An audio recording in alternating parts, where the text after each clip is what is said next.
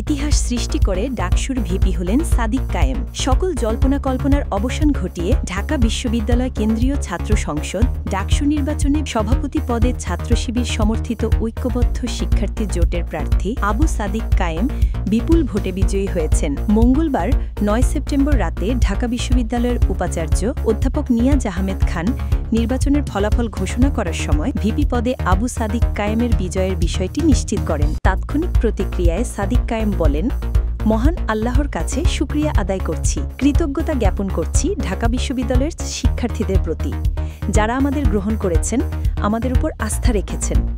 ইনশাআল্লাহ আমরা আমাদের ইশতিহারের মাধ্যমে শিক্ষার্থীদের যে ওয়াদা দিয়েছি তা জান দিয়ে হলেও বাস্তবায়ন করবই করব। আল্লাহ আমাদের সহায় হোক। সকালে উদয়ন স্কুল অ্যান্ড কলেজ কেন্দ্রে ভোট দেন সাদিক কায়েম। সাদিক কায়েমের সঙ্গে সকাল ৮টার কিছু পর ভোট দিতে কেন্দ্রে আসেন একই প্যানেলের এজিএস সহ সম্পাদক প্রার্থী মোহাম্মদ মুহিউদ্দিন খান। দুজনেই যথাসময়ে ভোট প্রদান করেন। এবারের ডাকসু ও হল সংসদ নির্বাচনে ঢাকা বিশ্ববিদ্যালয়ের মোট ভোটার সংখ্যা ছিল ৩৯,৭৭৫ জন।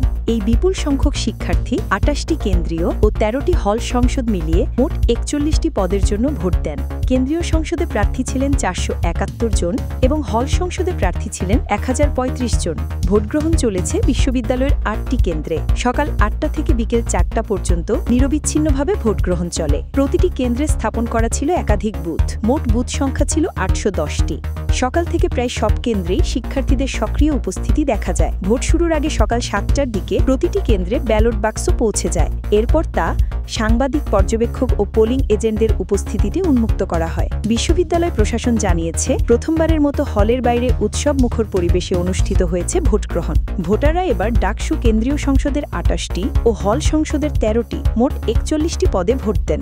এই কারণে প্রতিটি ভোটারকেই একাধিক ব্যালট পেপারে ভোট দিতে হয়েছে।